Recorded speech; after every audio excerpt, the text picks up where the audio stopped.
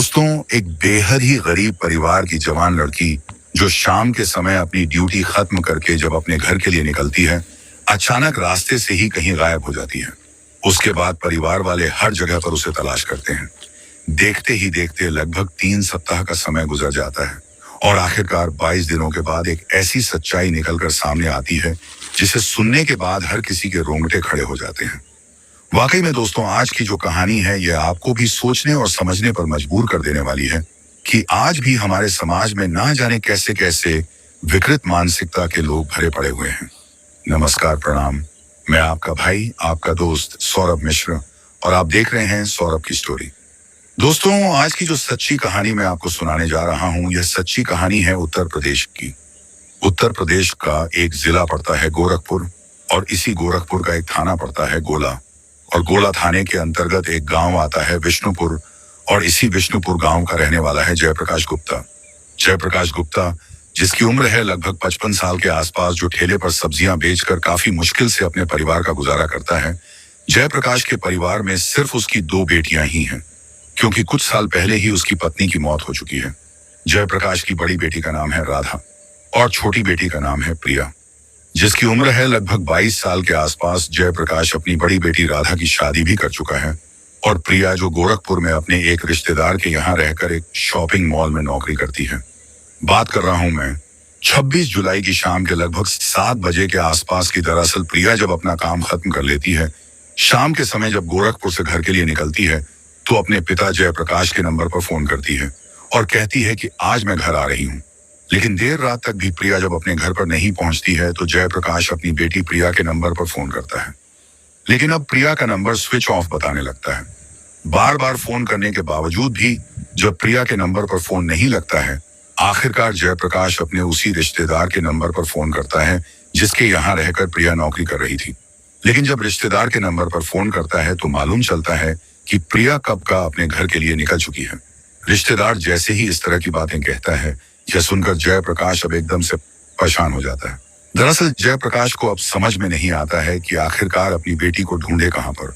हालांकि बावजूद इसके जयप्रकाश अपनी तमाम कोशिश कर लेता है। देखते ही देखते पूरी रात गुजर जाती है। अगली सुबह तक भी प्रिया ना तो घर पर आती है और ना ही उसका मोबाइल ऑन होता है। और एक दिन बीतने के बाद भी प्रिया जब अपने घर पर नहीं आती है, तब ना जाने क्यों जयप्रकाश को अपने दामाद नील के ऊपर ही शक चला जाता है। दरअसल प्रिया जो अक्सर अपने जीजा से बात करती रहती थी, इसीलिए अगले दिन सुबह सुबह जयप्रकाश अपने दामाद सुनील के नंबर पर फोन करता है और उससे अपनी बेटी प्रिया के बारे में पूछता है। साथ ही साथ उससे कहता है कि सच सच बता दो कि मेरी बेटी कहाँ पर है। लेकिन सुनील को जब मालूम चलता है कि प्रिया कहीं गायब हो चुकी है, यह जानकर सुनील भी काफी परेशान हो जाता है। सुनील अपने ससुर को लाख समझाने की कोशिश करता है कि मुझे प्रिया के बारे में कुछ भी मालूम नहीं है, लेकिन जयप्रकाश अपने दामाद की बात मानने के लिए तैयार ही नहीं होता है। इसीलिए जयप्रकाश अब अपनी बेटी राधा के नंबर पर फोन करता है और राधा को धमकी देते हुए कहता है कि अपने पति को समझा दो और उसे बोल दो कि मेरी बेटी प्रिया जहां कहीं भी है सही सलामत मेरे घर पर भेज दे, वरना मैं थाने जा रहा हूं और सुनील के ऊपर मुकदमा दर्ज करवा दूंगा। जब थाने जाने की धमकी देता है, यह सुनकर राधा भी एकदम से डर जाती है और साथ ही साथ अपने पति के ऊपर दबाव डालने लगती है। इस पर सुनील अपनी पत्नी के सर पर हाथ रखकर कहता है कि मैं तुम्हारी कसम खाकर कह रहा हूं कि मुझे वाकई में प्रिया के बारे में कुछ भी मालूम नहीं है। साथ ही साथ अपने पिता को समझा दो कि वह थाने ना जाए, वरना बेवजह ही पुलिस मुझे परेशान करेगी। दरअसल इतना सब कुछ होने के बावजूद भी जयप्रकाश ना तो थाने जाता है और ना ही इस बारे में पुलिस को कुछ बताता है, क्योंकि जयप्रकाश को अपनी इज्जत को लेकर भी डर सताने लगता है। हालांकि इस बारे में जब जयप्रकाश के पड़ोसी प्रिया के बारे में पूछताछ करते हैं, तो जयप्रकाश अपने पड़ोसियों से भी झूठ बोल देता है। दरअसल जयप्रकाश पड़ोसियों से कहता है कि प्रिया गोरखपुर में अपने एक रिश्तेदार के घर पर है। उसके बाद जयप्रकाश अपनी बेटी को हर जगहों पर ढूंढना शुरू कर देता है। देखते ही देखते लगभग 3 सप्ताह का समय गुजर जाता है। जयप्रकाश के साथ साथ उसकी बेटी और दामाद तीनों ही काफी परेशान हो जाते हैं। लेकिन जैसे ही 3 सप्ताह का समय गुजर जाता है, आखिरकार 17 जून की सुबह सुबह जयप्रकाश अपनी बेटी राधा के नंबर पर फोन करता है और रोते हुए अपनी बेटी से कहता है कि दरअसल प्रिया कहीं गायब नहीं हुई है, बल्कि मैंने ही उसकी हत्या कर दिया है। जब अपनी ही बेटी की हत्या के बारे में राधा से बताता है, यह सुनकर राधा भी एकदम से चौंक जाती है। राधा काफी हड़बड़ाहट में अपने पिता से कहती है कि आखिरकार तुमने प्रिया की हत्या क्यों किया है। इस पर जयप्रकाश अपनी बेटी को समझाते हुए कहता है कि मैंने उसे काफी समझाने की कोशिश किया था। दरअसल प्रिया गलत रास्ते पर निकल चुकी थी, लेकिन लाख समझाने के बावजूद भी प्रिया जब मेरी बात मानने के लिए तैयार नहीं हुई, इसीलिए मजबूर होकर मुझे इस तरह का कदम उठाना पड़ा। जयप्रकाश जब यह सारी बातें राधा से बताता है, राधा अब यह सारी सच्चाई अपने पति सुनील से बताती है। धर सुनील को जब मालूम चलता है कि उसके ससुर ने उसकी साली की हत्या कर दिया है, सुनील को भी समझ में नहीं आता है कि आखिरकार वो करे तो क्या करे। इसीलिए सुनील अपने एक दोस्त विनोद के नंबर पर फोन करता है और उससे सारी बातें बताता है।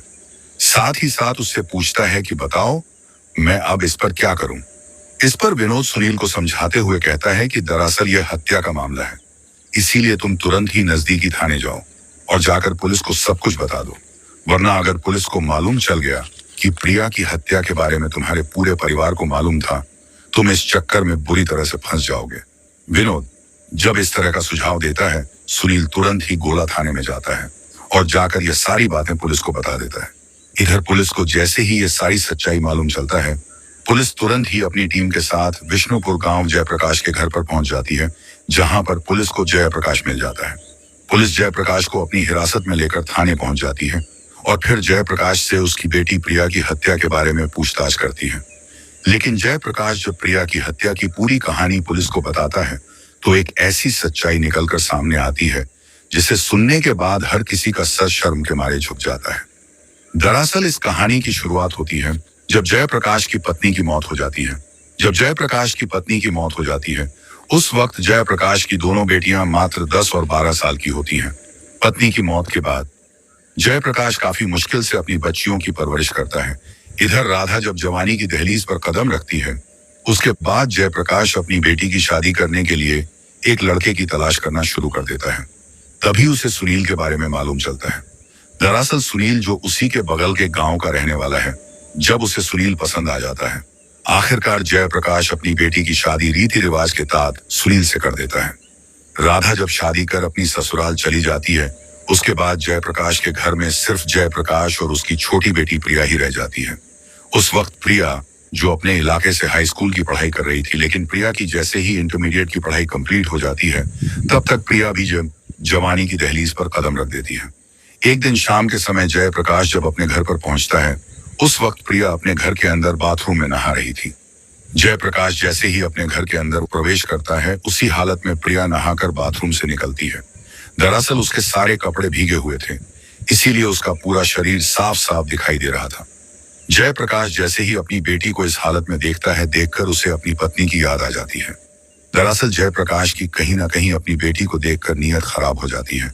हालांकि उस वक्त तो जयप्रकाश अपनी बेटी को कुछ नहीं बोलता है, लेकिन उसके बाद जयप्रकाश के दिमाग में इस प्रकार से शैतान हावी हो जाता है कि जयप्रकाश अपनी ही बेटी की इज्जत लूटने का तय कर लेता है। उसके बाद जयप्रकाश एक सही मौके का इंतजार करने लगता है। जैसे ही एक सप्ताह का समय गुजर जाता है, एक दिन शाम के समय प्रिया जब खाना खाकर अपने कमरे में सोने के लिए चली जाती है और जब वह गहरी नींद में सो जाती है, जयप्रकाश चुपके से उसके कमरे में पहुंच जाता है और सोते समय ही प्रिया के साथ गलत हरकत कर देता है। हालांकि प्रिया उस समय चीखने और चिल्लाने की कोशिश तो करती है, लेकिन जयप्रकाश उसका मुंह दबा देता है। जब जयप्रकाश की हसरत पूरी हो जाती है, उसके बाद अपनी बेटी को धमकी देते हुए कहता है कि अगर इस बारे में तुमने किसी को कुछ भी बताया तो मैं तुमको जान से मार दूंगा। जब अपनी बेटी को डराने की कोशिश करता है, प्रिया भी काफी डर जाती है और डर के मारे किसी को कुछ भी नहीं बताती है। लेकिन प्रिया जब इस बारे में किसी को कुछ नहीं बताती है, इधर जयप्रकाश का हौसला भी काफी बढ़ जाता है। दरअसल उसके बाद जयप्रकाश का जब भी मन करता है, अपने ही घर के अंदर अपनी ही बेटी के साथ अपनी हवस पूरी कर लेता है। उस वक्त प्रिया जो अपनी बहन और जीजा के साथ बातचीत तो करती रहती है, लेकिन चाहकर भी इस बारे में किसी को कुछ नहीं बता पाती है। लेकिन जब अपने पिता की हरकतों से परेशान हो जाती है, आखिरकार एक फैसला लेती है, अपना घर छोड़ देती है और फिर गोरखपुर में अपने रिश्तेदार के घर चली जाती है और फिर वहीं के एक शॉपिंग मॉल में नौकरी कर लेती है। लेकिन दोस्तों कहते हैं ना, बेटियां तो बेटियां ही होती हैं। जयप्रकाश अपने पिता से अलग होकर रहने लगती है। न चाहते हुए भी प्रिया को अपने पिता को लेकर चिंता सताने लगती है। दरअसल प्रिया सोचती है कि जब मैं घर पर नहीं हूँ, न जाने मेरे पापा किस हालत में होंगे। इसीलिए वह बीच बीच में जब भी उसे मौका मिलता है अपने पिता से मिलने के लिए घर पर आ जाती है। लेकिन प्रिया जब भी अपने पिता से मिलने के लिए अपने घर पर आती है, जयप्रकाश इस मौके का भरपूर फायदा उठाता है। लेकिन इतना सब कुछ होने के बावजूद भी प्रिया सारी तकलीफें और दर्द को झेलती रहती है और इस बारे में किसी को कुछ नहीं बताती है।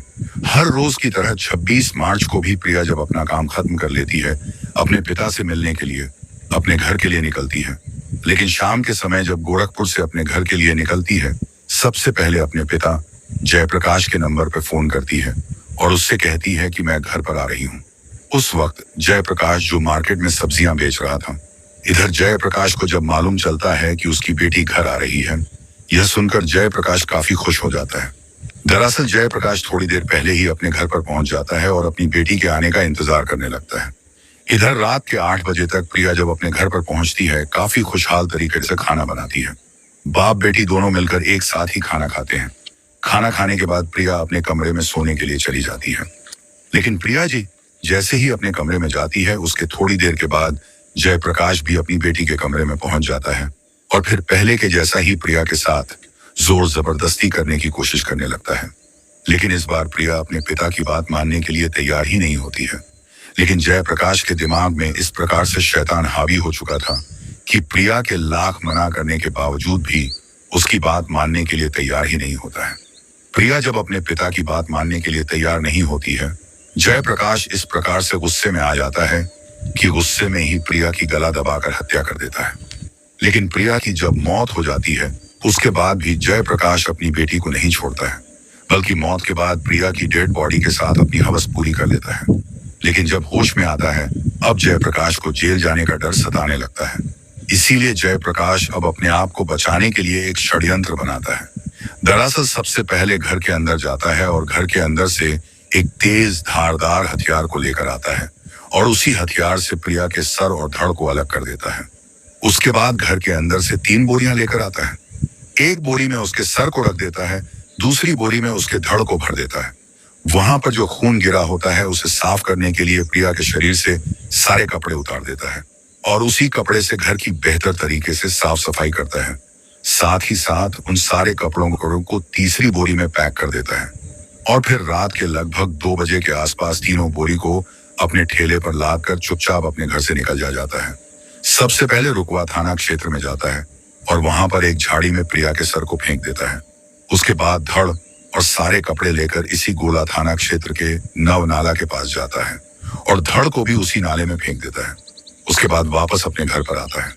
घर आने के बाद खुद नहा धोकर काफी सुकून के साथ गहरी नींद में सो जाता है। जब सुबह सोकर उठता है, अब अपने आप को बचाने के लिए अपने ही दामाद को फंसाने की कोशिश करने लगता है। अपनी बेटी को ढूंढने का नाटक शुरू कर देता है। साथ ही साथ अपने दामाद के नंबर पर फोन करता है और अपने दामाद को ही धमकी देते हुए कहता है कि तुमने ही मेरी बेटी को कहीं गायब कर दिया है, सही सलामत उसे मेरे घर भेज दो, वरना मैं थाने जा रहा हूँ। वाकई में जयप्रकाश जब यह पूरी कहानी पुलिस को बताता है, पुलिस जयप्रकाश को लेकर रुकवा थाना क्षेत्र में जाती है और झाड़ियों से प्रिया की डेड बॉडी को बरामद कर लेती है, क्योंकि 3 सप्ताह का समय गुजर चुका था। इसीलिए प्रिया की डेड बॉडी बुरी तरीके से सड़ चुकी थी। पुलिस सबसे पहले डेड बॉडी को अपने कब्जे में लेकर पोस्टमार्टम के लिए भेज देती है और फिर जयप्रकाश को अपनी हिरासत में लेकर उस पर गंभीर धाराओं में मुकदमा दर्ज करके जेल भेज देती है। दोस्तों, इस पूरी घटना के बारे में आप क्या सोचते हैं? आप अपनी राय कमेंट बॉक्स में हमको जरूर दीजिएगा। कल फिर मिलते हैं किसी और सच्ची कहानी के साथ। तब तक के लिए नमस्कार। जय हिंद।